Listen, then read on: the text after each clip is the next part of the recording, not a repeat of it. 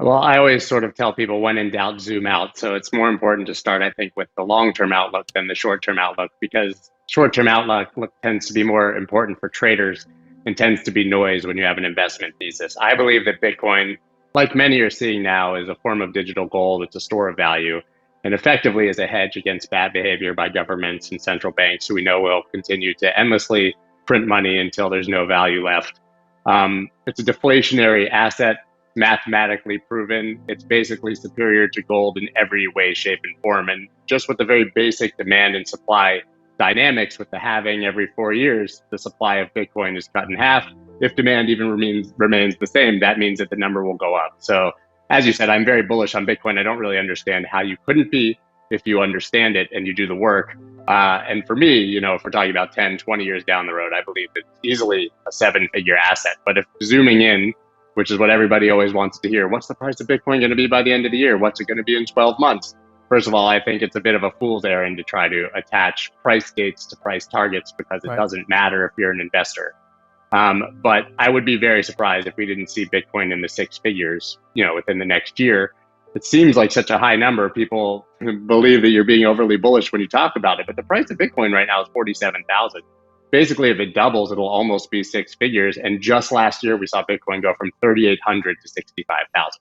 Right, a Yeah. 2x move for Bitcoin is effectively nothing. If you consider that it's a store of value, then you got to ask yourself the philosophical question of why it would need to move that much over the next year or two or even 10 years. Why does it need to rally to six or seven figures? Why can't it just stay at current levels, climb at the pace of inflation, well, let's say, and that'll be sufficient as a store of value for most people, right? Sure, but if you consider that, I mean, what will be the multiplier on the price of goods in 10 years if governments continue to print money at this rate? Yeah. Well, five times, Yeah. 10 times, if you're talking about a decade down the road. So even that puts the price of Bitcoin at $470,000 if the price of goods rises that amount, right? Maybe it won't rise that dramatically, but that, like you said, that's even just adjusting for inflation if the price of Bitcoin never goes up. And knowing that Bitcoin is actually deflationary and that supply is being cut in half and that demand is increasing, but even if demand remained the same or only slightly went down, the price should go up. But as for being a store of value, the price cannot stay stable because it has to beat inflation. Okay, so let's talk about short-term price movements, and then we'll talk about utility and some other topics. Short-term, what do you think is the primary driver of price movements? Well, Bitcoin maximalists will probably think I'm a heretic, but it's traders. A heretic, I guess, would be the term, but it's traders, right? And we saw that the evidence is as clear as it gets. From 60,000 to 50,000, when the price dropped at the beginning of this correction, we saw $10 billion of leverage liquidated. And that was almost a million individual traders had their accounts liquidated. So, you have this small move and then you have this cascade of liquidations because people are over leveraged and it rinses the leverage out of the system. And we saw almost the same thing on the drop from 40 to 30,000. So I think that the amount of leverage being used by retail traders on this asset right now means that there can be very, very dramatic price moves triggered by what would have otherwise perhaps been a smaller price move. I think that Bitcoin is the only free market on the planet, and that if you want to talk about manipulation, take a quick look at the stock market or any other legacy market. We have governments literally printing money to buy the assets to artificially inflate the price of those stocks and assets. It's absolutely absurd. That is the definition of manipulation.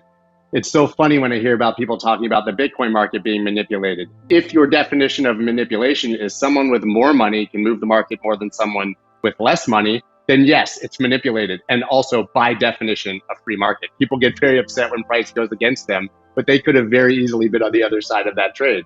And if one person with a ton of money moves the market, there's a bid on the other side of the order book for every single sale that person put through. It's absolutely a free market. People have the right to put their orders wherever they want. And yes, like any free market, people with more money can move that market. Before we move back to Bitcoin, I want to ask you, do you believe in the Ethereum flippening? Do you think one day Ethereum will overtake Bitcoin as the largest coin? I had an interesting guest on my show recently, Rand Nooner, and he made the argument that it already has. That in every metric except for market cap, effectively, Ethereum has already flipped Bitcoin. It's interesting, even if you look at Coinbase's Q2 earnings report, you'll see that Ethereum had higher trading volumes than Bitcoin in the second quarter. It's really interesting. So listen, I don't really care if it flips it or not. I'm bullish on both assets and heavily invested in both. And I think that that's just a narrative that makes for an interesting conversation. Hmm. I do not think that Ethereum will flip Bitcoin anytime soon in market cap, but in institutional interest, I think is growing tremendously in Ethereum. Like I said, trading volumes, the actual usage of the network is huge. So I think that there's good reason to be very, very bullish on both of those assets. Okay, so then let's go back to Bitcoin. Now, you had asked a rhetorical question earlier in the interview. You said, why wouldn't Bitcoin go up any higher? Well, let me give you a fictitious scenario. Suppose most of the developments in cryptocurrencies in terms of technologies and use cases are in the altcoin space, and Bitcoin has pretty much already maxed out in terms of its development. I know that's not true, but suppose going forward that were the case. Well, most of the money, institutional or otherwise, would flow into the altcoin market, wouldn't it? It wouldn't flow necessarily into Bitcoin, which would then be seen as a legacy technology. I don't necessarily agree with that because I think that the argument for Bitcoin is that digital gold store of value. And so they're Okay. completely different investments with different thesis. You ask Michael Saylor that question and he'll tell you that Bitcoin is digital real estate, that it's the effectively gold, and it's the only hedge you have against inflation. So if you're going to have an asset in your cash reserve to hedge Mhm. against the value loss of your dollars, that's Bitcoin, right? What you're talking about is more akin to investing in the Amazons, Googles, and Facebooks early, getting in on the internet in the early 90s. And I think that that's what you're looking at with Ethereum and altcoins. I think it's a completely different investment thesis, and I think both will get their allocations. But I think Mhm. still at the very core, the asset that institutions are going to be most interested in is Bitcoin because it's a proven hedge and store of value. Okay. So let's talk about your bull case then. You mentioned six-figure Bitcoin and seven-figure. Let's start with six-figure Bitcoin first. What's going to get us there? I mean, that could happen with just retail. I don't even think that we need a catalyst. I think that just a few more institutional buys and retail FOMO being sort of reinvigorated and we get to six figures. Like I said, it's only a 2x basically from here to 100,000. That's a small move. That's less than the average of Bitcoin's yearly movement upwards, right? I mean, it does better Yeah. than 200% every single year. But I'm not, it would be remiss not to admit that if we got another piece of news like an Amazon or a Facebook or a Google putting some Bitcoin into their cash reserve, that would probably reignite the market the same way that the Sure. 1.5 billion Tesla buy seemingly sent the market flying from around 42K and was the catalyst for the run to 65. So Hmm. I think there's plenty of fundamental news that could happen. Another government, another sovereign government like El Salvador adopting Bitcoin as legal tender, central bank adoption. But at the end of the day, and the real key to me to the next major run is probably the approval of an ETF in the United States.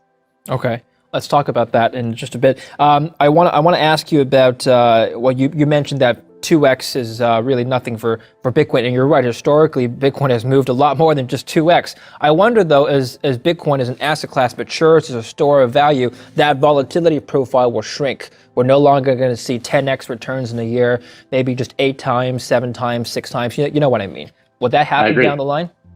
Yeah, I agree. I agree that with maturation will become a reduced volatility. And I think that that very ETF that would allow that sort of vol money to come in, or any tool that allows more institutional adoption, will probably decrease volatility over time, sort of as you mentioned.